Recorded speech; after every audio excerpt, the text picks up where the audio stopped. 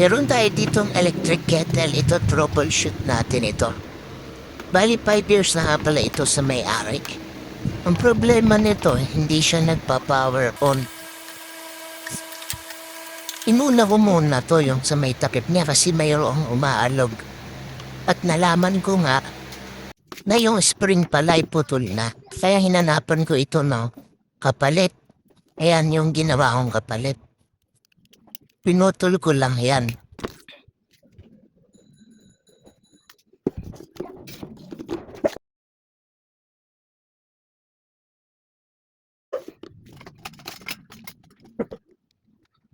Oh, ito pa.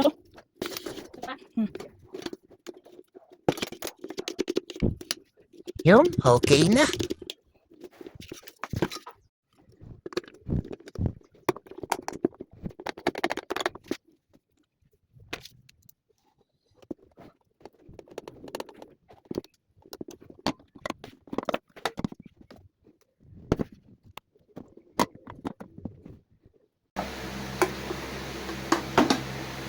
Sunod kong titignan ay yung switch na ito.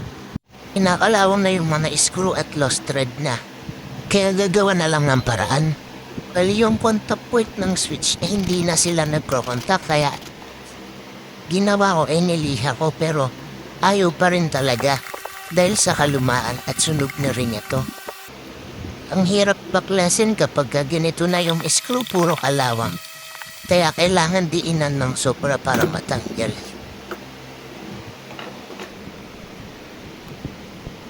Pagkatapos ay tinanggal ko lang yung dalawang terminal nito at papalitan ko ito ng bagong switch. Bali yung switch nga pala ay nabili ko lang sa online. Ilalagay ko na lang sa link o sa may yellow basket. Pati sa may comment section ang lahat ng link ng mga nagamit ko. At syempre hindi mawawala itong Marsh contact cleaner na palagi kong ginagamit tuwing mayroon akong nire-repair. Nilalagyan ko na nito kaagad kahit bago pa, para maiwasan ng oxidation at long-loose contact in the future. At syempre, kailangan natin siguraduhin na hindi maluwag ang mga terminal. Kung paano pinalas, ganun din natin ito ibabalik. At syempre, pinalitan ko na rin yung screw ng medyo mas mataba para mag-fit siya. Kasi yung lumang screw niya ay hindi na kumakapit. Ganito lang natin ilalagay yung sa may switch, yung pindutan. At syempre yung takip niyan. Okay, first try. Tingnan natin kung gagana na siya. Bali nilagyan ko na rin ito ng konting tubig muna.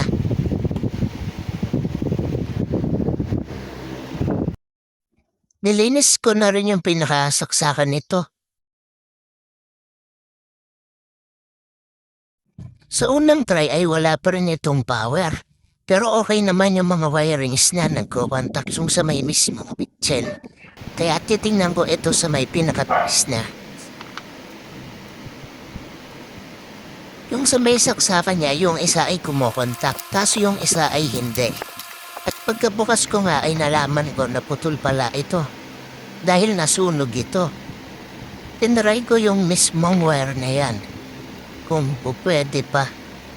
Kasi medyo nagpupulpos na siya.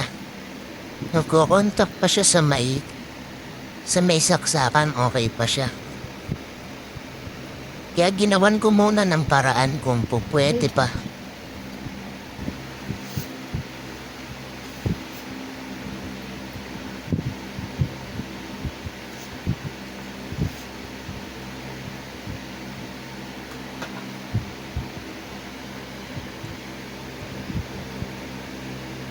Makikita nyo dyan, bali tinutulak ko rin yung terminal dyan pataas.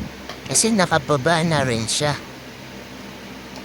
Yun yung nagiging sanhi ng loose contact minsan kaya hindi siya gumagana. Ito nga pala yung mismong plug. Tetestingin ko kung pwede pa to. Ginawan ko muna ng paraan.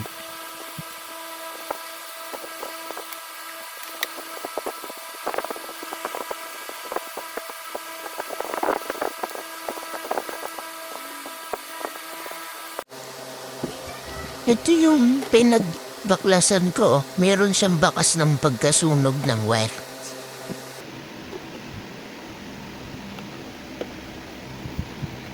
Alright, testing ulit.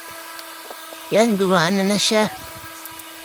Balintayin ko muna automatic na off kung okay siya.